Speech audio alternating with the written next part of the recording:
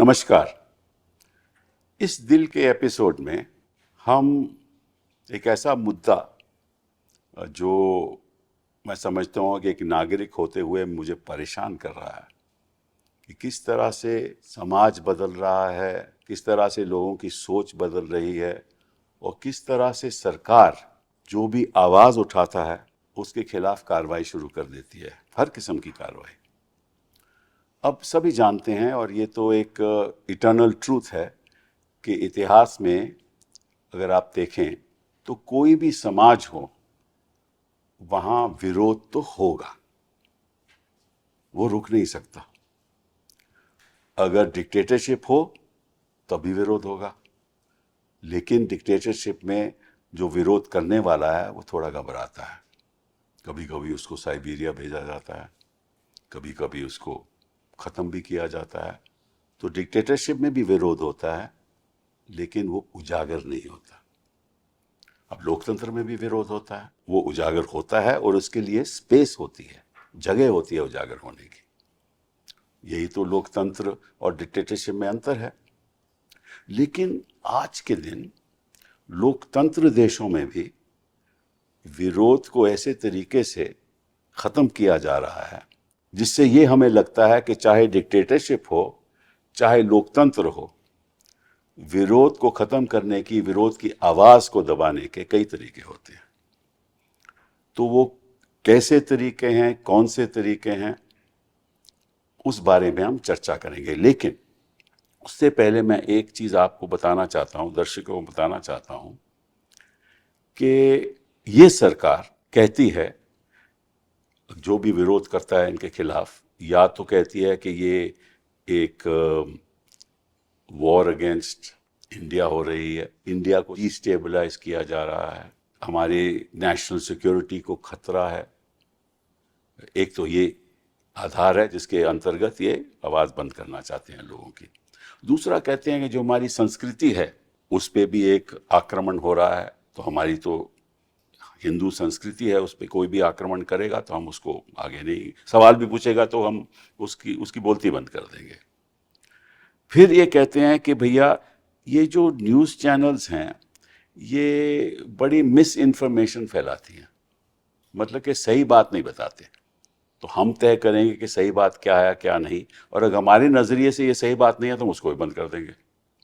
फिर ये कहते हैं कि हम चाहते हैं कि जो सच्चाई है उसको एक दर्जा दिया जाए, और हमें मालूम है सच्चाई क्या है। तो हम सोचते हो कि अगर आप सच्चाई के रास्ते पे नहीं चल रहे तो निश्चित रूप से हम कुछ ना कुछ तो हमें करना होगा। ये चार आधार के बेसिस पे ये लोगों की आवाज़ को बंद करना चाहते हैं।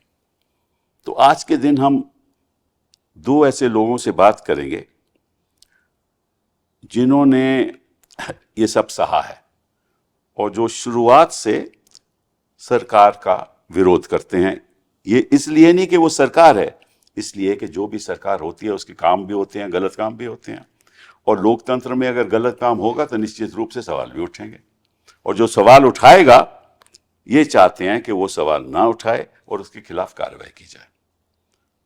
तो दो ऐसे हमारे गेस्ट्स हैं जो आपको बताएंगे कि किस तरीके से सरकार, कितना स्नेह सरकार उनके प्रति है कि जो भी वो कर रहे हैं उन पे बाधा डालने के पूरी ताकत से बाधा डालते हैं। पहले तो संजय शर्मा जी, इनके बारे में मैं आपको क्या बताऊं कि इन्होंने 2015 में एक न्यूज़पेपर शुरू किया और फिर इन्होंने एक न्यूज़ नेटवर्क लॉन्च किया 4 PM। और मेरे ख्याल शुरुआत में तो दर्शक तो एक अब के 7.3 मिलियन आपके व्यूअर्स हैं, 7.3 मिलियन आपके व्यूअर्स हैं। और ये नहीं चाहते कि जो आप बातें 4 PM पे करते हो वो लोग सुने। और आपकी वैसे शुरुआत में आप मीडिया में काम करते रहे हैं, ETV में काम किया आपने राष्ट्रीय सहारा में काम किया, स्टार न्यूज़ में काम किया। और क्योंकि आप सरकार के विरोध, योगी जी के विरोध कुछ बातें करते हैं वहाँ उत्तर प्रदेश में बैठ के, तो निश्चित रूप से आपको कोई एड्स भी नहीं मिलते, सरकारी एड्स भी नहीं मिलते। और लेकिन आप बड़ा नाराज़ करते हो मोदी जी, अब योगी जी को बहुत नाराज़ करते हो, ये अच्छी बात नहीं है। क्योंकि आपके पास तो केवल 12 तो स्टाफर हैं, इससे ज्यादा हैं भी नहीं।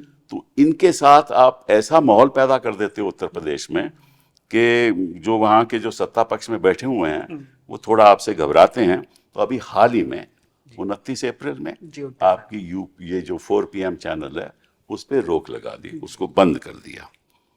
इसलिए बंद किया कि आप हार्ड हिटिंग बातें करते हैं और सवाल उठाते हैं।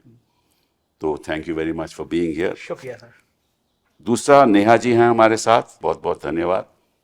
आप फोक सिंगर रही हैं और भोजपुरी में, और हम आप सुनते भी रहे हैं। आप कमेंटेटर भी हैं, पॉलिटिकल कमेंटेटर, पॉलिटिकल सैटायरिस्ट, और आपने कुछ ऐसी शुरुआत की बिहार में काबा, फिर उसके बाद यूपी में काबा, मध्य प्रदेश में काबा। तो इससे लोग बड़े आपसे नाराज़ हैं और नहीं चाहते कि आपको कोई सवाल उठाए। और पीछे क्योंकि आपने कई सवाल इनसे पूछे और आपने कहा कि हम किससे सवाल पूछें, अगर आप कोई गलत निर्णय ले रहे हो तो हम किससे सवाल पूछें। और अगर कश्मीर में 26 लोग की मृत्यु हो गई तो हम सवाल तो पूछेंगे ना। तो उससे आपसे नाराज भी हो गए और उन्होंने पीछे सुना है कि आपके FIR भी दर्ज हो गई। 27 या 28 अप्रैल को FIR दर्ज हो गई। आपके खिलाफ जो आरोप लगाया गया है कि you are waging a war against India, हाँ, and you are a threat to national security, और कई प्रावधान PNS के द्वारा आपके खिलाफ कार्रवाई हो रही है, कम्युनल डिसहार्मनी करते हो, ये सब चीज़ें इन्होंने आपके खिलाफ। और से कहा कि ये जो आपका चैनल है और जो आप कह रहे हैं वो पाकिस्तान में भी चल रहा है। तो इसलिए वो ऐसा लगता है कि पाकिस्तान भी आपसे प्रेरणा लेता है, तो उससे भी उनको तकलीफ हो रही है। ठीक है, बात करेंगे इसके बारे में। लेकिन गवाई साहब जो जज हैं सुप्रीम कोर्ट में, उन्होंने कहा है कि कोई भी चैनल आप अगर बंद करना चाहते हो तो नोटिस ज़रूरी है, बिना नोटिस के आप बंद नहीं कर सकते, अगर आपको जानकारी हो कि वो चैनल कौन चला रहा है। ठीक है। तो पहले thank you very much Neha ji for being with me. पहले तो मैं आपसे पूछूंगा संजय जी कि योगी जी का आपका इतना स्नेह क्यों है? मुझे लगता है कि पूर्व जन्म के प्रारब्ध होते हैं कि आपको जिंदगी में उन्नति मिलती है तो कोई एक व्यक्ति आता है आपके जीवन में और वो उन्नति का कारक बन जाता है। तो मेरे ज़िंदगी में जो ग्रह होंगे वो शायद उसमें लिखा होगा कि योगी जी जब सत्ता संभालेंगे तो मेरी सारी उन्नति तभी मिलनी है मेरे को। मुझे आप समय दें तो मैं अपनी पूरी छोटी सी संक्षिप्त यात्रा बताता हूँ। अखबार 4 PM 2015 मैंने लॉन्च किया। उससे पहले लगभग 35 साल तक मैं सहारा, जागरण, सहारा और ETV, स्टार न्यूज़ में सब काम करता था। अखिलेश यादव की सरकार थी और बहुत बढ़िया स्टोरी चलती है, अखबार से चल रहा आप कहते हैं, वो कहते हैं कि आप अखिलेश जी के बड़े नजदीक। अभी वही बता रहा हूँ सर मैं आपको। सरकार बदल गई, सरकार बदल गई, अखबार का स्टाइल वही था, अखबार वायरल होता था खूब। शाम को अखबार कोई था नहीं, ग्लॉसी बेहद छपता था। 5 महीने बीते, मुझे योगी जी के सबसे भरोसेमंद अफसर ने बुलाया, मेरे भी पुराने संबंध थे, और मुझसे कहा, लाइन यही थी कि संजय बाबा तुमसे बहुत नाराज है। और मैं समझ गया मुझे क्यों बुलाया गया। मैं फाइल लेके गया तो मैंने उनसे पूछा, बाबा मुझसे क्यों नाराज है, CM क्यों नाराज है? बोले, महाराज जी को लगता है कि तुम अखिलेश के आदमी हो। मैंने कहा, अच्छा क्यों लगता है? बोले, अखिलेश जी तुम्हारे घर जाते थे, गए हैं तुम्हारे घर, तुम उनके घर जाते थे रेगुलर, उन्होंने मैगजीन को तुम्हारी लॉन्चिंग करी। तो मैंने उनसे ये कहा कि पहली बात तो मुख्यमंत्री मेरे घर आए थे, कोई गुंडा माफिया अपराधी मेरे घर नहीं आया था। फिर मैंने उनको फोटो दिखाया।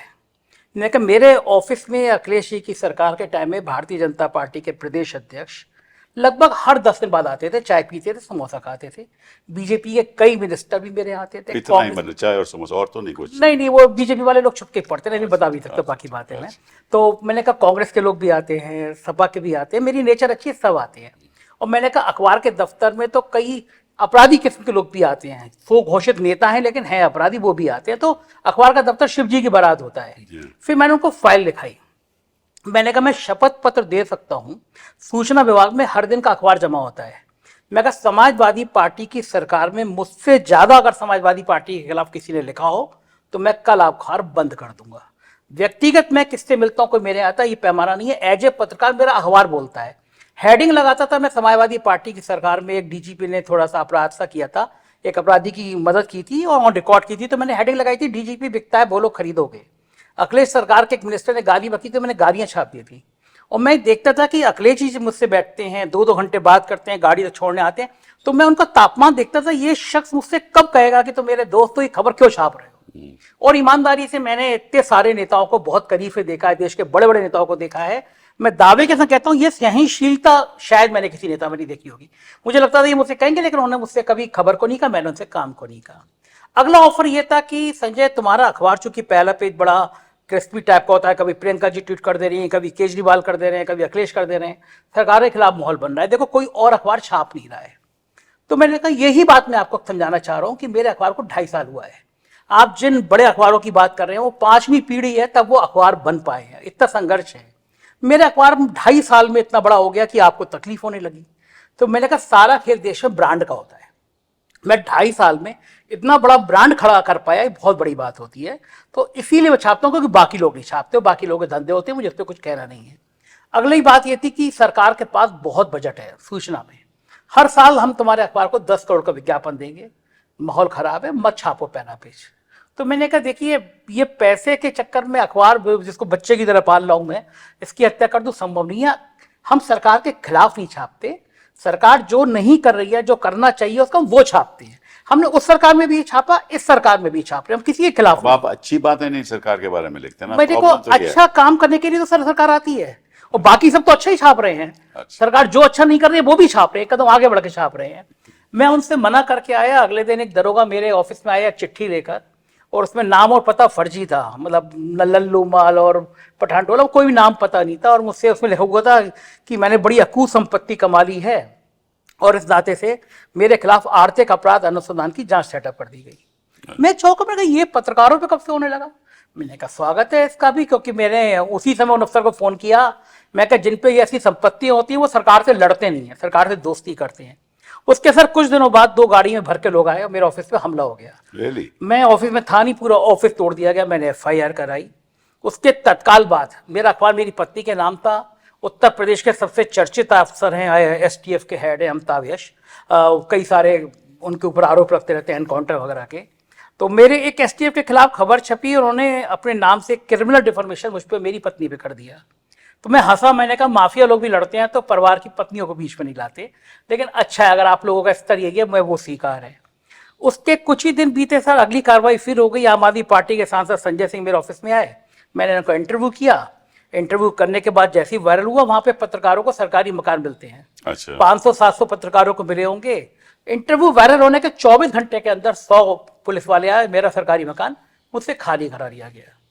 जो राज्य स्तर के मानता सरकारी मकान सारे पत्रकारों को मिलते हैं वहां पर। उत्तर प्रदेश में पत्रकारों को सरकारी मकान मिलते हैं। अभी भी 600-700 पत्रकार ऐसे हैं जिनको सरकारी मकान मिले हुए हैं, उत्तर प्रदेश में मिलते हैं। अच्छा। लेकिन खाली कराने के लिए मैं, चूंकि संजय सिंह का इंटरव्यू था, मेरा अगले दिन 24 घंटे में वो मकान खाली करा लिया गया। उनको जरूरत होगी ना।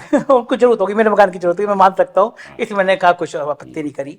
उसके तत्काल बाद सर राज्य स्तर की मान्यता प्राप्त संवाददाता समिति होती है, मैं उसका वाइस प्रेसिडेंट था। मेरी मान्यता खत्म करी गई, और आज सरकार को बने हुए 7 साल से ज्यादा समय हो गया, मेरे पास सचिवालय पास भी नहीं है। अच्छा। वहां पे पान की दुकान चलाते हैं और ठेला लगाते हैं, वो भी पत्रकार बन गए हैं, उनकी सबकी मान्यता है, लेकिन मेरे पास सचिवालय। लेकिन मुझे फायदा ये हुआ कि जो जो मेरे ऊपर ये कार्रवाई हो रही थी, मैंने 18 में बोलना शुरू किया।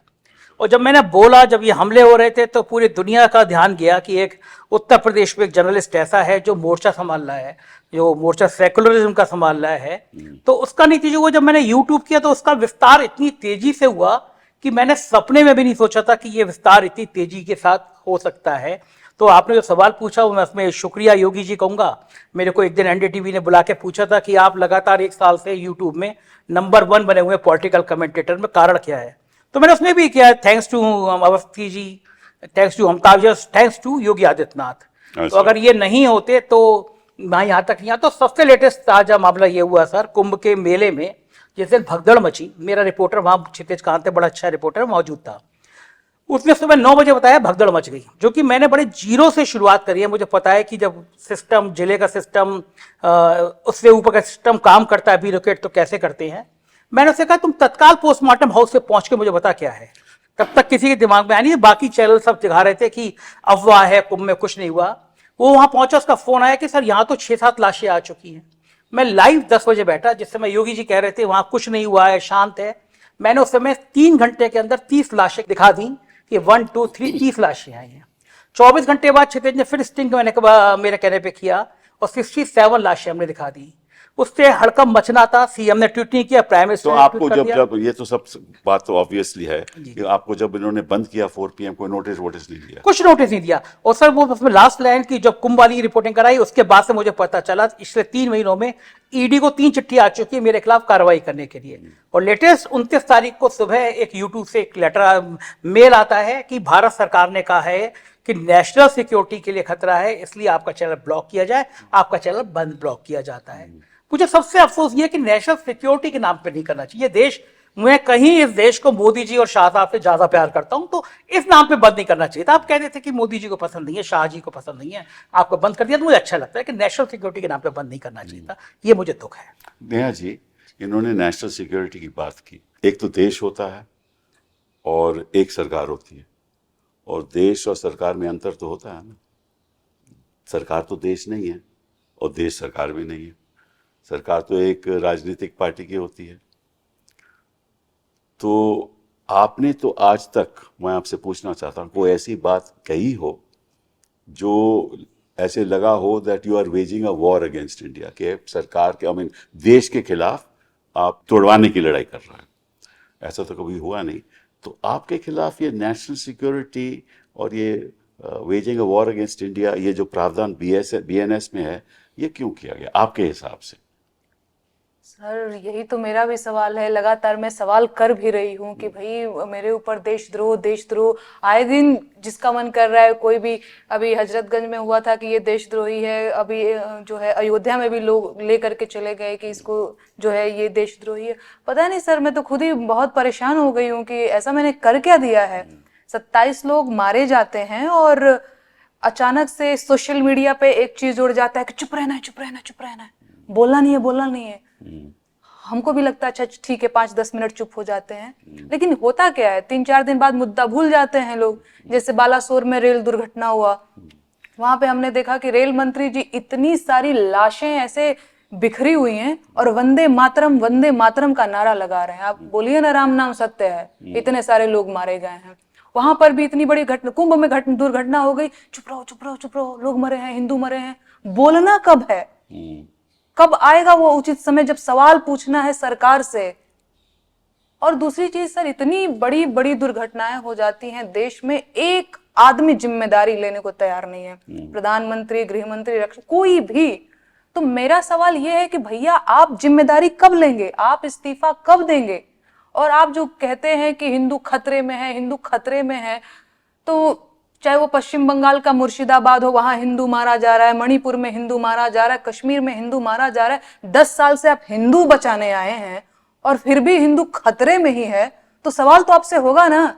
शिक्षा के नाम पे आपको तो कोई वोट दे भी नहीं रहा है, रोजगार के नाम पे नहीं दे रहे हैं, गरीबी कोई बात ही नहीं करता, बात ही नहीं कर रहा है। ये सब आउट ऑफ फैशन हो गया कि नहीं अभी हिंदू खतरे में है तो अभी चुप रहना है, नून रोटी खाना है, हिंदू को बचाना है। इसी नाम पे ना हम लोग आपको वोट दे रहे हैं, अब फिर भी हिंदू खतरे में है। तो सवाल तो सर आपसे होगा। यही सवाल मैंने पूछा तो मुझे बोला कि मैं देशद्रोही हूँ। और एक वो कोई पाकिस्तानी ट्विटर हैंडल है, उसने मेरा वीडियो शेयर कर दिया।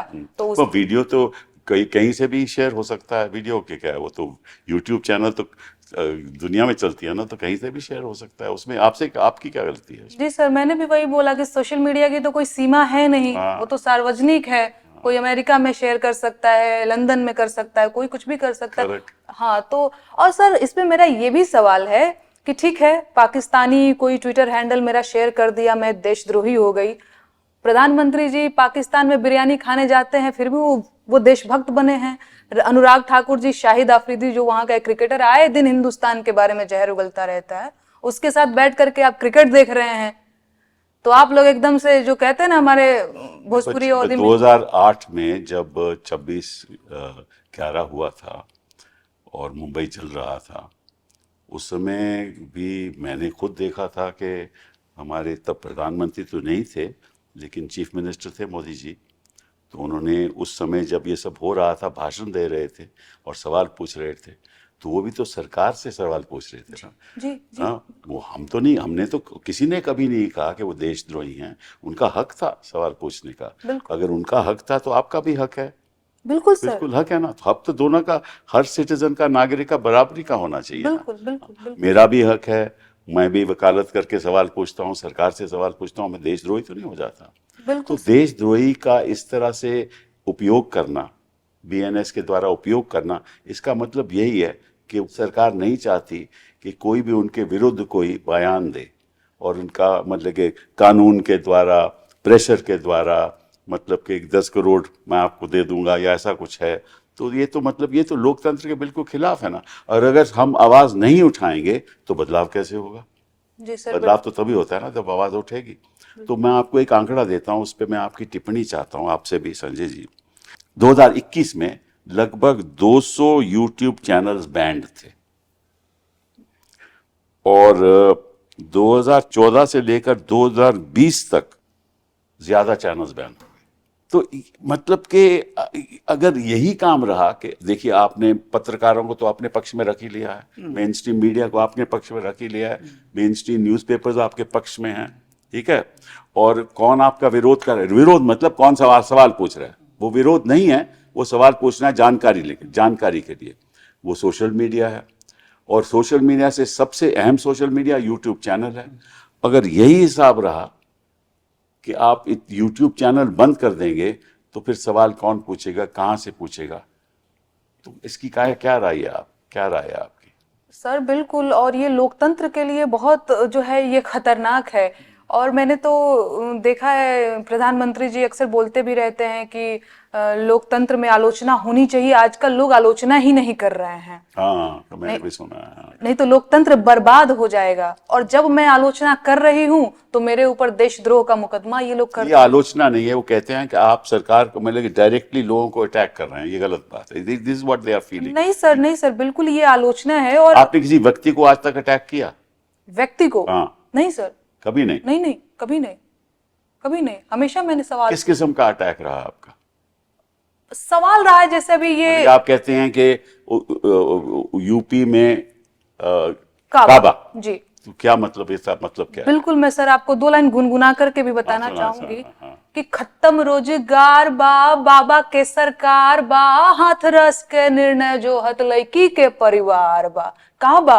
अरे मंत्री के बेटवा बड़ी रंगदार बा, किसानन के छाती पे रौंदत मोटर कार बा, ए चौकीदार बोला के जिम्मेदार बा। कहा बा? कोरोना से लाखन मर गईले, लाशन से गंगा भर गईले, टिकठी या कफन नोचत कुकुर बिलार बा। ए बाबा का बा? अरे राम राज के झांकी बा, काशी मथुरा बाकी बा, गोरखपुर में खून से रंगल गोतल पूरा खाकी बा। अरे का बा? जिंदगी झंड बा, फिर भी घमंड बा। तो ये सवाल है सर। बिल्कुल, और इसमें कई सवाल जुड़े इसमें कई सारे सवाल हैं, चाहे वो हाथरस वाली बात हो गई, चाहे कोरोना में इतने सारे लोग मर गए ऑक्सीजन के अभाव में। मेरी अपनी सास, रेमडेसिविर उनको नहीं मिला, वो मर गई। और सच में गंगा के किनारे लाशें ऐसे ही बिखरी पड़ी थी, और कफन सर आप समझते होंगे जो उड़ाया, बिल्कुल, तो उसको कुत्ते बिल्ली नोच करके खा रहे थे। हाँ, ये दृश्य हमने देखा कोरोना में। तो जब मैं सवाल करती हूँ, चाहे वो मंत्री जी के बेटे जो थे वो किसानों के ऊपर थार से रौंद दिए थे, चाहे वो वाली घटना हो, तो मैंने, क्योंकि मैं लोकगीत लिखती हूँ, गाती हूँ, तो अपने गीतों के माध्यम से इन सारे मुद्दों को उजागर करने की कोशिश करती हूँ। तो जब ऐसा मैंने किया तो मेरे ऊपर एफआईआर किया। अच्छा, वो फर्जी था।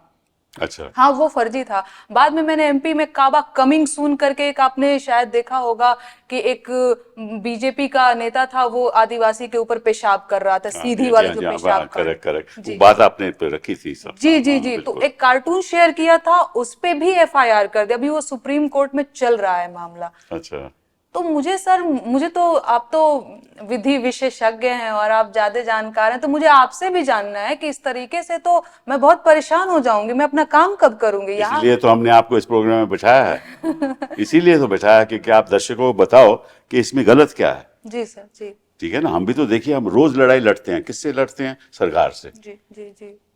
अक्सर हमारे मुकदमे जो होते हैं सरकार के खिलाफ होते हैं। ये तो मतलब जब तक सरकार के खिलाफ नहीं करोगे तो उस शख्स को न्याय कैसे मिलेगा? हम तो न्याय के लिए लड़ रहे हो, तो आप भी न्याय के लिए लड़ रही हैं। एक तरीके से आप भी, आपका जो संघर्ष है वो केवल ये जानने के लिए कि ऐसा क्यों हुआ और इसकी जवाबदेही कौन देगा, और ये निर्णय किसने लिया, और ये गलत था आपके हिसाब से। तो कोई वहाँ ये तो यही चाहते हैं ना कि आप सवाल नहीं पूछो। तो आप बताइए संजय जी, आपकी क्या प्रतिक्रिया है इस पर? नहीं, बिल्कुल ये चाहते हैं, लेकिन मैं कह रहा हूँ ये जो करना चाहते हैं कभी कभी पलट के अच्छा हो जाता है। अगर मोदी जी चैनल नहीं मेरा बंद कराते तो मेरा सौभाग्य नहीं होता कि आज मैं आपके सामने बैठा नहीं, हूँ। वो तो आप आपके सामने बैठना मेरे लिए सपने जैसा था कि आप आए। और दूसरा, अब सबको ये पता चल गया कि जब FIR करोगे नेहा पे और संजय शर्मा पे तो पीछे एक नाम है कपिल सिब्बल का। तो अब तुम हमें डरने की हमें नेहा की जरूरत नहीं है। अगर आप हमारे साथ बैठे हैं तो ये ऐसी 10 FIR करते, हमें कोई चिंता की बात नहीं। ये कॉन्फिडेंस आज और आ गया। दूसरी बात, सवाल हमने देश के खिलाफ इतना पूछा कि मोदी जी पहलगांव में सिक्योरिटी नहीं थी तो जिम्मेदारी किसकी है? जिम्मेदारी आपकी है। आप कह रहे हैं कि आप वो कह रहे हैं, देखिए मैं उनकी भी मन की बात आपको बता दूं। वो कह रहे हैं कि इस समय आपको ये सवाल नहीं पूछना चाहिए, क्योंकि इस समय देश इसी स्थिति पे है और इसी गंभीर स्थिति है कि कोई भी आप सवाल पूछोगे उसका फायदा किसी और को होगा, इसलिए इस समय आपको सवाल नहीं हमको भी लगा था सर कि देश इस स्थिति में है, क्योंकि प्रधानमंत्री अपना सऊदी का दौरा वापस करके आए थे। हमें भी लगा था उस दिन की देश इस स्थिति में है, लेकिन वो तो 24 घंटे बाद बिहार में रैली कर रहे थे, चुनाव की रैली कर रहे थे। वो तो जरूरी था, वो मंच पे बैठ के हंस रहे थे। भाई रैली तो जरूरी होती है ना, बिल्कुल, तो राजनीतिक बात है। बिल्कुल मैं मानता हूँ। उसके बाद वो 9 घंटे फिल्मी हीरो हीरोइनों के संग बंबई में थे। उसके बाद कल वो केरल में दूसरी शर्ट पहने हुए थे, शाम को तीसरी शर्ट पहने हुए थे, वहां चंद्रबाबू नायडू और डिप्टी CM के संग मंच पे हंस रहे थे। तो हमको लगा नहीं कि गोदी मीडिया के चैनलों के अलावा देश में कहीं सीरियस है कुछ मामला। हमको तो लगा खत्म हो गया, जैसे पुलवामा में खत्म हो गया। आज तक हमें नहीं पता। हम क्यों नहीं पूछे भारत के नागरिक होने के नाते कि 350 किलो RDX उन सड़कों पर कैसे घूम रहा था? हम क्यों सतपाल मलिक का इंटरव्यू नहीं करें? उन्हें तकलीफ है कि सतपाल मलिक का हमने 3 बार इंटरव्यू किया, गवर्नर रहा है वो आदमी, वो बता रहा है कि पुलवामा का सच क्या था। तो देश में कौन सा माहौल खराब है? आप केवल मीडिया के चैनलों पे आप मीटिंग बुला रहे हैं कि 3 सेना के प्रमुख बैठे हुए हैं, रक्षा मंत्री बैठे हुए हैं, उससे पहले एडवाइजरी जारी कर रहे हैं कि सेना के बारे में कोई बात नहीं करेगा, और आप जो मीटिंग कर रहे हैं उसकी रिकॉर्डिंग चैनलों पे चल रही है। ये कौन सी मीटिंग होती है प्राइम मिनिस्टर की? टीवी चैनलों पे कॉन्फिडेंशियल मीटिंग चल रही है, फिर टीवी चैनलों बयान दिए कि हमने सेना से कह दिया कि आपके हाथ खुले हैं, टाइम फाइनल कर लीजिए। हम क्या दुश्मन को बताते हैं कि हमने सेना को यह कह दिया? ये कौन सा हो रहा है? ये युद्ध कौन सा होता है जैसे प्राइम मिनिस्टर जो निर्देश दे रहा है वो टीवी पे चल रहा है पाकिस्तान को बताने के लिए? जो नेहा ने कहा, हमने सवाल पूछा कि कभी 10 सालों में ऐसा नहीं हुआ था कि प्रधानमंत्री विदेश से आ रहे हो, जहाज पाकिस्तान में उतार दें। किस मुंह से हम बात करेंगे? हम मैच नहीं खेलेंगे उनसे भारत की जमीन पर, वो मैच नहीं खेलेंगे पाकिस्तान की जमीन पर। लेकिन शाह साहब के बेटे हैं तो मैच दुबई में खेला जाएगा भारत और पाकिस्तान से, क्योंकि हजारों करोड़ का खेल है। ये सवाल पूछेंगे, ये कौन सा देश के खिलाफ है? हम दावे के साथ कह सकते हैं जो सवाल हम पूछ रहे हैं, जो हम बात कह रहे हैं, हम बात लगातार अपने चैनल पे कह रहे हैं कि देश नाजुक घड़ी में, इसलिए हिंदू मुसलमान का फसाद नहीं खड़ा होना चाहिए। हम लगातार कह रहे हैं अपने चैनल पे, ये मत कहो कि धर्म पूछ के मारा गया, ये मुद्दा मत बनाओ। लेकिन पॉलिटिकल पार्टियां, Bharatiya Janata party Chhattisgarh official page पर कहती है धर्म पूछ के मारा गया, जाति पूछ के नहीं। इसका हम विरोध कर रहे हैं अपने चैनल पे। तो इनको लगता है कि जो गेम प्लान कर रहे हैं हिंदू मुसलमान का, 4PM तो ये खत्म कर दे रहा है। तो ये अगर आप मुझे बता दीजिए सर, ये देशभक्ति हम कर रहे हैं या देशभक्ति वो कर रहे हैं? जो नेवल ऑफिसर की भी गालियां दी, क्या उन्होंने देखो क्या बढ़िया बयान दिया, क्या जिसका पति मरा वो कह रही है, उसको आप गाली दे रहे हैं। ये देश इतना गिर जाएगा, ये देश इस स्तर तक पहुंचा देंगे आप? एक शहीद की पत्नी के लिए आपको, उनको प्राइम मिनिस्टर का, कई लोगों को प्राइम मिनिस्टर को फॉलो करते हैं जो लोग गाली दे रहे हैं। ये देश इस मूल्य पे आ जाएगा, पूरी दुनिया में आ जाएगा, कभी कल्पना नहीं की जा सकती थी। ये देश इतने जज्बातों वाला देश था, हमारी शान थी, हमारी आन थी, यहां तक आ गया कि जिसका पति मरा है उसको आप 8 दिन बाद गाली देंगे। और जो ये बात का विरोध करेगा उसको आप नेशनल सिक्योरिटी के तो चैनल बंद कर देंगे। आप चैनल बंद कर दो, अखबार बंद कर दो, हम चौराहे पे बोलेंगे, गली में बोलेंगे, जब तक जेल में डालोगे तब तक बोलेंगे। सर, आवाजें बंद नहीं होनी चाहिए, क्योंकि एक आवाज बंद होनी चाहिए, 2 होनी चाहिए। ये मुल्क इन आवाजों से चलेगा जो आवाजें इस सिस्टम का सच निकालने के लिए जरूरी है। जो कॉलोनियल पार हमारी आवाज नहीं बंद कर सकी, तो ये लोग कौन होते हैं? बिल्कुल ठीक बात है, बिल्कुल ठीक बात। लोकतंत्र में तो आवाज उठाना तो हमारा संवैधानिक हक है। हक है सर, बिल्कुल। उस हक के तो अगर कोई छीनेगा तो फिर हम तो यही उम्मीद करेंगे कि जो हमारी जुडिशरी है, न्यायपालिका है, वो हमारे हक बहाल करे।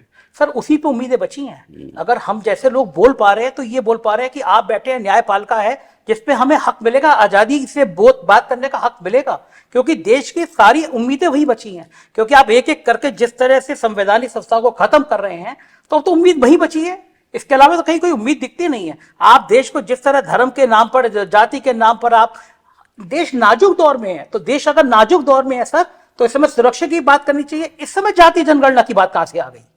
वो तो एक अलग सोच है ना। इसका तो मतलब ही है ना कि आप मुद्दे को डाइवर्ट करना वो तो चाहते हैं। देखो, ऐसा है कि जरूरी है कि बिहार में जीत होनी चाहिए, बस असली जरूरी है ये बहुत जरूरी है ना। असली जरूरी, असली बात बिहार यही है। बिहार में काबा, हाँ, ये तो बिहार से हाथी भी है।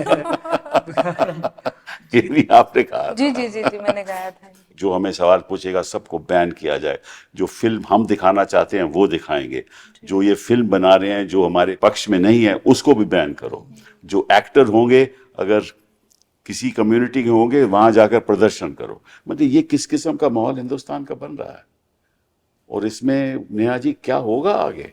सर पता नहीं, मुझे भी बहुत डर लगता है। अब मुझे लगता है अरे आप लोग डरने लगे तो फिर हम कैसे लड़ेंगे? आप तो युवा लोग हो। बिल्कुल बिल्कुल सर, आप है ना, तो फिर डरने की क्या बात है। लेकिन हाँ, कई बार ऐसा होता है सर, मैं लड़की हूँ और जब अचानक से ट्विटर पे 2 लाख लोग आपको गालियां दे रहे हो और देशद्रोही का नंबर 1 ट्रेंड चला रहे हो, तो हम कितने भी कॉन्फिडेंट हो, हम कितने भी अपने जो है मौलिक अधिकारों में विश्वास करने वाले हों, एक बार को तो लग ही जाता है कि लगता है हम कुछ गलत कर रहे हैं। फिर 5 बार हम जाते हैं पूछे, हम कुछ गलत तो नहीं कर रहे हैं, कुछ गलत तो नहीं कर रहे हैं। तो सर ये माहौल तो बन ही जाता है। लेकिन एकदम सही बात है, अगर हम अपनी मेडूसा जी ने देखो कह दिया ना कि वापस ले लिया, जी क्योंकि अल्टीमेटली एक रोजगार की भी तो बात है ना। जी जी बिल्कुल बिल्कुल बिल्कुल। हर तरह से परेशान करती है सर। मुझे एक वो लाइनें है ना कि ऐसा लगता है हर इंसान के लिए जिंदगी को मेरा पता याद है। मेरे ट्विटर को 1 साल से शेडो बैन कर रखा है। मुझे लगता था ट्विटर बड़ी इंडिपेंडेंट बात है। मेरे वकील हैं ये मोहम्मद हैदर जी, उन्होंने नोटिस दिया ट्विटर को, हम मुकदमा करने जा रहे हैं कि आप हमें 1 साल से शेडो बैन कर रखे। आपने सारी संस्थाएं कर ली, फेसबुक पे आप प्रेशर आपको दिखने लगा, ट्विटर जैसी जो एक्स हो गया उसकी संस्था पे आपका प्रेशर दिखने लगा, शेडो बैन कर रहे हैं, मतलब आवाजों को बंद करना है। लेकिन मुझे अच्छा ये लग रहा है सर कि ये आवाजें अब और तेज हो रही हैं, बंद करने से रुक नहीं रही हैं। अगर ये तेज नहीं होती तो पार्लियामेंट के चुनाव में देश में सबसे ज्यादा देखे जाने वाला यूट्यूब चैनल मेरा था। इसका मतलब कि उन गोदी मीडिया की भीड़ 10,000 व्यू आ रही, हम लोगों को लाखों लाखों आ रहे हैं, रवीश को लाखों करोड़ों देख रहे हैं, ध्रुव राठी को करोड़ों देख रहे हैं। इसका मतलब कि बड़ा समूह बोल नहीं पा रहा है डर के मारे।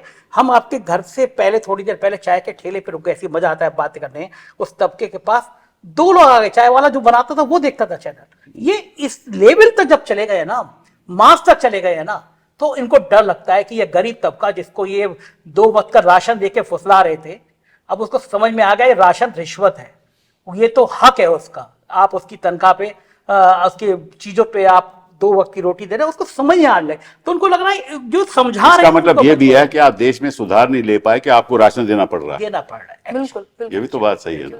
आपकी ये भावना उजागर कहाँ से हुई जो इन चीजों को अपनाने के लिए, बताइए। इसलिए सर ऐसे हुई क्योंकि मैंने देखा कि बीते दिनों में या बीते सालों में मीडिया का जो स्तर है वो दिन पर दिन गिरता ही ये कब सोचा ये आपने? ये मैंने कब सोचा, 2020-22 की बात है सर। मैंने ग्रेजुएशन कंप्लीट करने के बाद से इसकी शुरुआत भी करी, बेरोजगारी महंगाई के गीत लिखना भोजपुरी में शुरू किया। तो तब से ही मुझे ये बात समझ में आ रहा था कि बेरोजगारी का मुद्दा कोई उठाने वाला नहीं है, महंगाई का मुद्दा कोई उठाने वाला नहीं है। अच्छा, भोजपुरी इसलिए मैंने शुरू किया क्योंकि भोजपुरी में शायद आपने सुना होगा बहुत अश्लील ये सब गीत वीत गाते हैं, तो मैंने सोचा कि भोजपुरी में बेरोजगारी का भी गीत बनना चाहिए, महंगाई का भी गीत बनना चाहिए। तो इस तरीके से मैंने शुरू किया। अच्छा, मीडिया का हाल ये है कि सच में मीडिया पूछता है प्रधानमंत्री से कौन सी टॉनिक ले रहे हैं सर आप, 18 घंटे काम कैसे कर पा रहे हैं, आम चूस के खा रहे हैं कि काट के खा रहे हैं। तो जरूरी मुद्दे वो पूछ ही नहीं रहे हैं। तब ऐसे में हमारी जिम्मेदारी बनती है। एक और चीज सर मैं यहाँ पे मेंशन करना चाहूंगी, कई सारे लोगों ने, बीजेपी का आईटी सेल मुझसे ये सवाल कर रहा था कि तुम्हारी हैसियत क्या है प्रधानमंत्री से सवाल पूछने की, तुम होती कौन हो? तो क्या प्रधानमंत्री से सवाल पूछने के लिए सबसे पहले मुझे प्रधानमंत्री बनना पड़ेगा, इसके बाद मैं उनसे सवाल पूछूंगी? मैं आपको वोट करती हूँ, मेरे पास आधार कार्ड है, वोटर आईडी कार्ड है, आप आते हैं ना, एक एक वोट है जरूरी, तो वैसे एक एक सवाल है जरूरी। वो भी बात सही है। मैं आपको वोट करती हूँ तो सवाल आप ही से पूछूंगी। तो लोग तो इस तरीके से भी बातें कर रहे हैं। ये बहुत अच्छी बात है, क्योंकि आपकी जो, आप जैसी आवाजें अगर हिंदुस्तान में बरकरार रहेंगी तो लोकतंत्र भी बरकरार रहेगा। और मैं सोचता हूँ कि ये कोई लड़ाई किसी एक पार्टी के खिलाफ नहीं है, एक किसी एक माहौल के खिलाफ नहीं है। ये लड़ाई हमारे संविधान को बचाने के लिए है। बिल्कुल ठीक बात है। ठीक है ना। और उसमें सब हमें इकट्ठा होकर जहाँ जहाँ भी गलत काम हो रहा हो आवाज़ उठानी होगी बिल्कुल सही बात है। और सवाल पूछना होगा। सर, बिल्कुल। बिना सवाल पूछे जवाब भी नहीं आएगा। बिल्कुल है। राइट। जब तक जवाब नहीं आएगा सवाल पूछते रहेंगे। बिल्कुल। इन्हीं सर, एक सब चीज और बताइए, देखिए हम लखनऊ से आते हैं, अटल बिहारी वाजपेयी सांसद रहे, प्राइम मिनिस्टर थे, एक कार्टूनिस्ट थे, उन्होंने जब कारगिल युद्ध का दौर था उन्होंने प्रधानमंत्री के सिर की जगह गधे का फोटो लगा दिया, कार्टून छपा, और प्रधानमंत्री ने उनको फोन किया कि क्या कल सुबह आप एक गधे के संग चाय पीना पसंद करेंगे? क्या बात। ये डेमोक्रेसी है। अखिलेश यादव ने अपने ऊपर छुपी कार्टून की किताब का विमोचन मुख्यमंत्री रहते हुए, क्या ये डेमोक्रेसी है? आपको सवाल पसंद नहीं है, लोग व्यंग में, उस अटल बिहारी वाजपेयी की परंपरा की पार्टी अब यहां तक पहुंच गई, ये सोचा नहीं था किसी ने। यही तो अंतर है उस बीजेपी का और इस बीजेपी का। और हम सोचते हैं कि शायद बदलाव हो, और निश्चित रूप से 2029 में तो होना चाहिए।